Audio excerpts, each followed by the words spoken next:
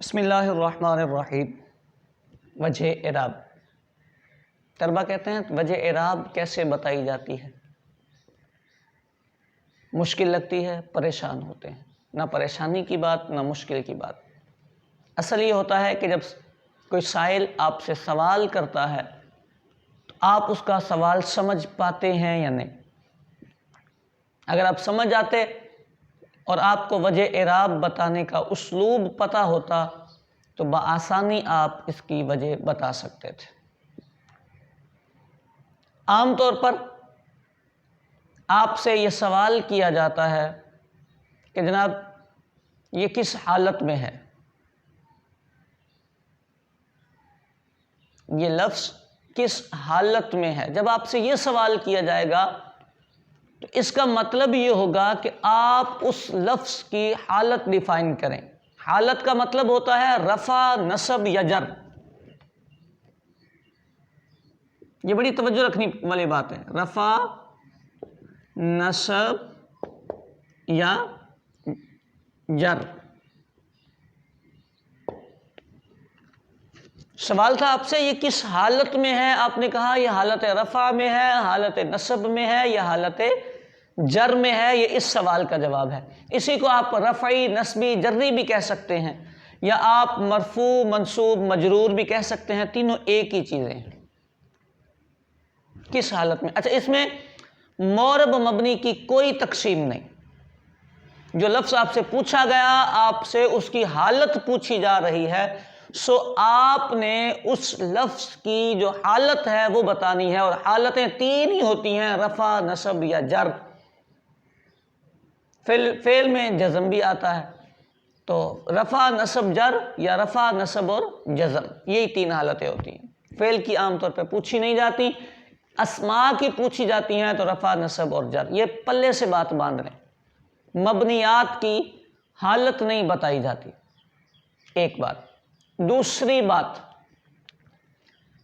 آپ سے پوچھا جاتا ہے، آپ نے جب جواب دیا کہ جی یہ رفع ہے، اس پر یہ حالت رفعی میں ہے، یہ حالت نصبی میں ہے، تو اب اگلا سوال ہوتا ہے کہ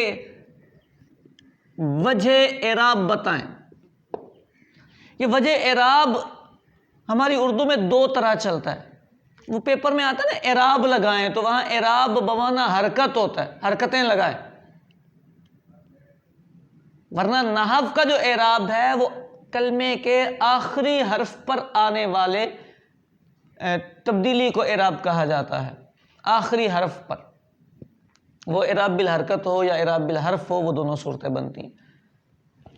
جب پیپر میں آتا ہے کہ اعراب لگائیں تو اس کا مطلب یہ ہوتا ہے کہ اس پر حرکتیں لگائیں۔ تو اب جب دوسرا سوال پوچھنے والے نے پوچھا کہ جناب وجہ اعراب بتائیں، تو اب آپ کو تھوڑا سا اس سے، اگر اس کی بات آپ سمجھ گئے ہیں تو فبیہا، نہیں سمجھے تو آپ اس سے پوچھ لیں کہ بھائی حرکتیں پوچھ رہے ہو یا اعراب پوچھ رہے ہو، نحو والا اعراب۔ اگر اس نے حرکت کی وجہ پوچھی ہے تو اس کا جواب الگ انداز میں ہوگا، اور اگر اس نے اعراب کی وجہ پوچھی ہے تو اس کا جواب الگ انداز میں ہوگا۔ اگر اس نے نحو والے اعراب کی وجہ پوچھی ہے تو اس کا جواب جو ہوگا وہ ہوگا کہ آپ اس کا عامل بتائیں۔ آپ اس کا عامل بتائیں۔ آپ نے رفع بولا تو آپ یہ بتائیں کہ جی یہ رفع فلاں عامل نے دیا ہے، یہ رفع فلاں رافع نے دیا ہے۔ رفع کے لیے رافع چاہیے ہوگا، نصب کے لیے ناصب چاہیے ہوگا، اور جر کے لیے جار چاہیے ہوگا۔ جب کوئی بندہ آپ سے وجہ اعراب پوچھے تو آپ اس کا عامل ڈیفائن کریں گے کہ جی اس کا یہ عامل ہے اور اس نے اس کو رفع دیا ہے۔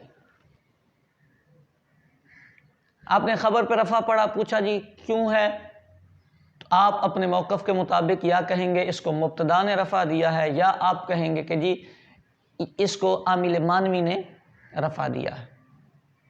آپ نے مفعول پہ نصب پڑھا، پوچھنے والے نے وجہ اعراب پوچھی، بکرن پہ جی نصب کیوں پڑھا ہے آپ نے، اس کی وجہ اعراب کیا ہے، تو آپ فرمائیں گے جی پیچھے فعل ہے اور اس فعل کا یہ مفعول ہے، لہٰذا یہ فعل اس کو نصب دے رہا ہے. تو جب آپ سے وجہ اعراب پوچھی جائے گی تو اس کو بھی عامل بتایا جائے گا. اب عامل بتانے کی بھی 2 صورتیں ہوتی ہیں. کبھی ڈائریکٹلی معمول کی پوزیشن واضح کر دی جاتی ہے اور کبھی عامل بتا دیا جاتا ہے. یعنی کبھی یہ کہا جاتا ہے کہ جی پیچھے مبتدا ہے تو اس پہ رفع آئے گا کیونکہ یہ خبر ہے, اور کبھی ڈائریکٹلی بول دیا جاتا ہے کہ یہ خبر ہے. دونوں صورتیں بات ایک ہی ہے, 2 باتیں ہو گئی. اس میں نے دوسری بات یہ کہی تھی کہ اگر مبنی ہوگا, یعنی اس نے آپ سے پوچھی ہی حرکت ہے, آپ ایک لفظ پر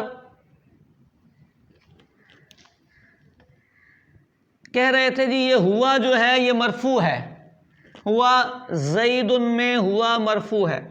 اس نے بولا جی اس پہ وجہ اعراب کیا ہے, یعنی وہ پوچھنا یہ چاہتا ہے کہ اس پہ یہ زبر کیوں لگا ہوا ہے.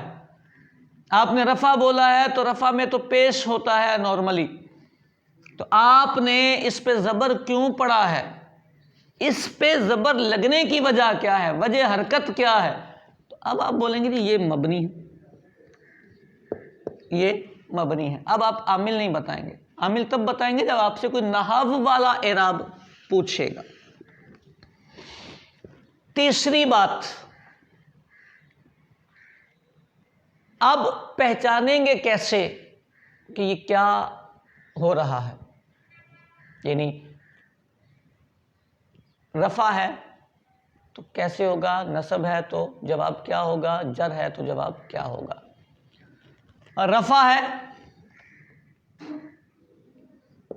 تو 3 باتیں یاد رکھ لیں. ایک ہے کہ وہ جملہ اسمیہ ہے آپ کے سامنے, دوسرے میں جملہ فعلیہ ہے, اور تیسرے میں تابع. جملہ فعلیہ ہے, اگر اسمیہ ہے آپ کے سامنے تو آپ رفع کی وجہ بتائیں گے جی یہ مبتدا ہے, یہ خبر ہے, یہ کانا کا اسم ہے, یہ انا کی خبر ہے, یہ لائے نفی جنس کی خبر ہے. مرفوعات 8, ایک نظر آپ دیکھ لیں گے تو آپ کو جواب یاد آ جائے گا, جملہ اسمیہ. اور اگر جملہ فعلیہ ہے تو آپ کہیں گے جی فعل کا فاعل ہے, اور اگر وہ تابع ہے تو آپ کہیں گے جی یہ تبعیت کی وجہ سے, تابع ہونے کی وجہ سے مرفوع ہے. لیکن پیچھے مطبوع آپ کو بتانا پڑے گا جی یہ فلاں کا تابع ہے, فلاں کی یہ صفت بن رہا ہے, وہ مرفوع ہے تو یہ بھی مرفوع ہوگا. ٹھیک ہو گئی. اسی طرح جب آپ سے پوچھا گیا نصب تو پھر آپ یہی 3 مقام دیکھ لیں. جملہ اسمیہ ہے, فعلیہ ہے اور تابع ہے. نصب ہے تو جملہ اسمیہ ہے, یہ کانا کی خبر بن رہا ہے, انا کا اسم بن رہا ہے, لائے نفی جنس کا اسم بن رہا ہے. تو یوں جملہ اسمیہ کا یہ جواب بنے گا. یہ آپ ایک دفعہ جو آپ کے عوامل ہیں نا, حروف عاملہ یا جملہ اسمیہ کے جو نواسخ ہیں ان پہ تھوڑی سی توجہ دیں گے تو یہ آپ کو جملہ اسمیہ والا رفع اور نصب یاد ہو جائے گا. جملہ فعلیہ ہے تو کیوں نصب آ رہا ہے جی, جملہ فعلیہ ہے تو نصب یا مفعول بن رہا ہوگا, یا حال بن رہا ہوگا, یا تمیز بن رہا ہوگا. آپ اظہار النحو لے لیں تو اس میں تھوڑی تھوڑی پہچانیں بھی لکھی ہوئی ہیں تو وہ آپ کے کام آئے گی. تیسرے نمبر پر پھر منصوب تابع ہوگا. ٹھیک ہو گئے. اگر جر ہے تو پھر 3 ہی باتیں آئیں گی پہچاننے کے لیے, یا تو پیچھے حرف جار ہے, یا پیچھے مضاف ہے, یا پھر یہ بھی تابع ہے. جار آئے گا تو بھی جر دے گا, مضاف ہوگا تو بھی جر دے گا, اور اگر تابع ہوگا تو پھر جو پیچھے مجرور ہے وہ بتانا پڑے گا جی اس کے پیچھے یہ والا مجرور تھا تو یہ اس کی تبعیت میں مجرور ہوا ہے. ایک اہم بات جو طلبہ عام طور پہ غلطی کرتے ہیں, کئی مقامات پہ ہم نے بھی جا کے وجہ پوچھی, تو جب ہم ان سے پوچھتے ہیں کہ اس کی وجہ اعراب کیا ہے تو وہ ایک جواب دیتے ہیں یہ مضاف ہے.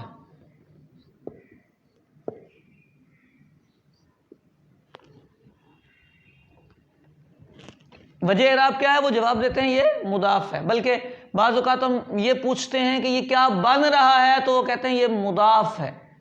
جب عام طور پہ یہ سوال پوچھا جاتا ہے کہ یہ کیا بن رہا ہے، تو پھر وہ معمول کی حیثیت سے پوچھا جا رہا ہوتا ہے، یعنی سوال یہ ہوتا ہے کہ اس کے پیچھے عامل کون سا ہے اور وہ اس پر عمل کیا کر رہا ہے۔ یہ مضاف ہے، یہ کسی وجہ اعراب سے متعلقہ سوال کا جواب نہیں ہے، سوائے ایک سوال کے کہ کوئی آپ سے پوچھے اس پر تنوین کیوں نہیں آئی، تو آپ بتائیں گے یہ مضاف ہے۔ ادروائز کسی سوال کے جواب میں آپ کو یہ والا لفظ بولنے کی اجازت نہیں ہوتی۔ یہ کثرت سے طلبہ بولتے ہیں، عام بول دیتے ہیں جی وجہ اعراب اس کی یہ ہے استاد صاحب یہ مضاف بن رہا ہے، تو مضاف بن نہیں رہا ہوتا، مضاف والا جواب دینا درست نہیں ہوتا، یہ صرف ایک سوال کا جواب ہوتا ہے۔ اگر آپ کے استاد صاحب نے آپ سے پوچھا ہے کہ اس پر تنوین کیوں نہیں آئی، امید ہے کہ یہ بات سمجھ آ گئی ہوگی، یہ جواب آج کے بعد آپ نے نہیں دینا۔ ایک آخری بات پوچھا جاتا ہے اس پر تنوین کیوں نہیں آئی، تو معنی تنوین 5 ہیں، یہ یاد کر لینے چاہیے، اور ان کے یاد کرنے میں کوئی حرج بھی نہیں ہے۔ مضاف پر تنوین نہیں آتی، الف لام کے ساتھ تنوین نہیں آتی، مبنی پر تنوین نہیں آتی، غیر منصرف پر تنوین نہیں آتی، اور اللہ آپ پہ رحم کرے ابن یا بنت کا جو موصوف ہوتا ہے اس پر بھی تنوین نہیں آتی۔ کثیر الاستعمال 3 ہیں، الف لام، مضاف اور اللہ آپ پہ رحم کرے غیر منصرف۔ ان میں پہچان کرنے کی ضرورت پڑتی ہے، تھوڑی اگر ہم توجہ دے دیں گے تو ہمیں امید ہے کہ ہم اس میں اچھے انداز میں کامیاب ہو جائیں گے۔